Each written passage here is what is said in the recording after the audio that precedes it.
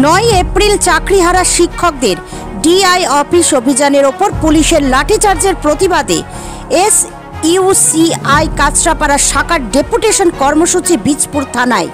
দেখুন বিস্তারিত। Bureau report, news 24 Bangla live.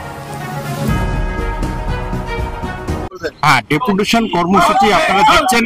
আজকে আমাদের দলের পক্ষ থেকে, এসইউসিআই কমিউনিস্ট দলের পক্ষ থেকে আজকে প্রতিবাদ দিবস ডাকা হয়েছে। গতকাল শিক্ষকদের উপরে যে আক্রমণটা নেমে এসছে পুলিশ প্রশাসনের পক্ষ থেকে, লাঠি, শুধু তারা বেনিয়ম, যে কোনো আইনে নেই, যা কোনো আমরা তুমি জানি না, তারা লাঠি মেরেছেন, তাদেরকে চুলের মুঠি সমস্ত রকম অত্যাচার লাঠিচার্জ করেছে।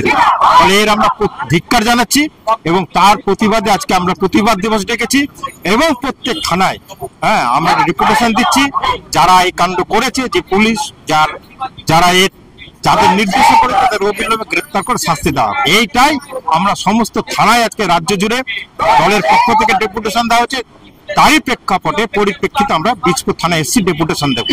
তার জন্য বলছি, আমরা খুঁজে দেখলে এখানেও প্রায় দেখা যাবে সখানে হয়তো যোগ্য শিক্ষক শিক্ষিকা রয়েছেন, তারা চাকরি হারিয়েছেন।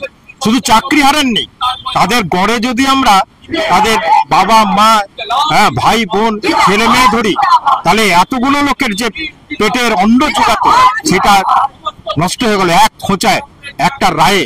সুপ্রিম কোর্টের এই রায়, এটাও যোগ্যদের বিচার না করে, যোগ্যদের না চিহ্নিত করে সুপ্রিম কোর্ট কোন রায় কোথা থেকে পেলেন আমরা জানি না। আমরা অবাক যে অযোগ্যদের সঙ্গে যোগ্যদের মিলে তার চাকরি নষ্ট করলো।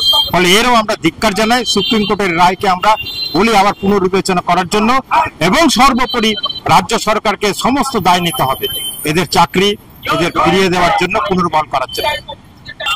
আমার নাম বিকাশ দাস, এসইউসিআই কমিউনিস্ট কাঁচরাপাড়া লোকাল কমিটির সম্পাদক।